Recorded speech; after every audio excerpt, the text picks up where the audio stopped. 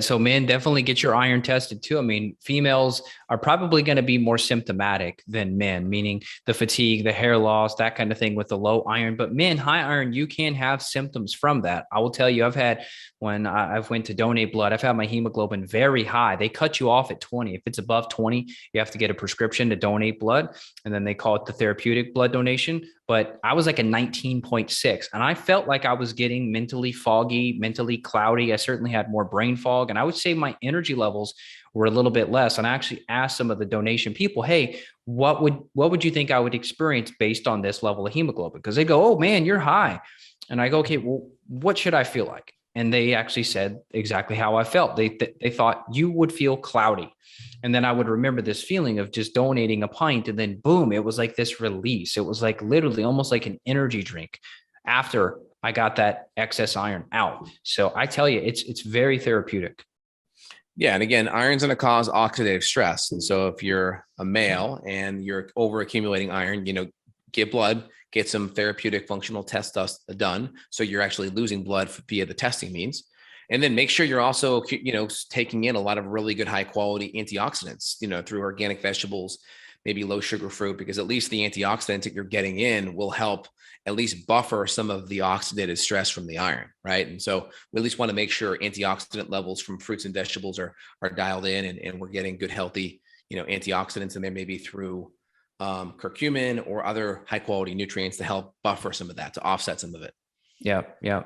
Cool. Well, if you want to get tested, Dr. Justin's able to run blood work. I'm able to run blood work. We do it around the world, which is pretty cool. I guess technically blood work we do in the United States. It's a little tricky internationally for blood work. Probably can still do it, but it's harder. Yeah, it is harder. But for the functional testing, which you can do functional blood testing, and that's what we do. Our panels are much more comprehensive than what you're going to get down the street from your doctor. So if you need help, you can reach out, and just please let us know if you have trouble. I mean, a lot of times people are begging their physicians to run a comprehensive thyroid panel, to run the antibodies, to run the ferritin.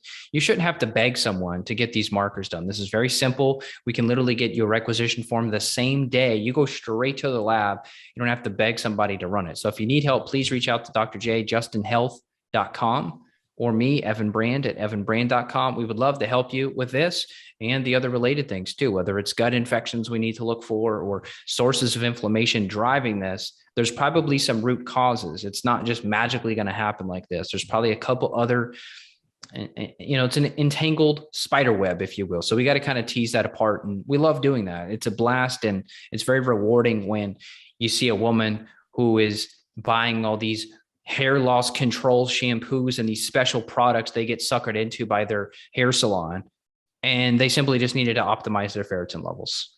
Yeah. And if your iron levels are low, that can impact your thyroid. If your iron levels are low, that can impact your adrenals, because you need you need to carry oxygen to be able to have aerobic metabolism. You need to carry oxygen to have good thyroid function. If we don't have good thyroid hormones, important for stimulating the hair to grow. And of course, if we're not breaking down our protein and our iron, we're probably not going to be absorbing all the proteins and fats to help build up our hair, to make our hair healthy. And so all those things can play a major role. So guys, get blood, get some testing done. Women, make sure, people in general, women especially, make sure you're eating high quality animal products, or at least something, right? Maybe it's an egg yolk, maybe it's some liver capsules. Just try to do something that's going to kind of meet in the middle on it. And then outside of that, get tested as well. If you're a female and you're bleeding heavy, you got to really look at the estrogen dominance, and you got to look at your progesterone. Conventional medicine is going to just throw birth control pills at you, and that's not going to fix the issue.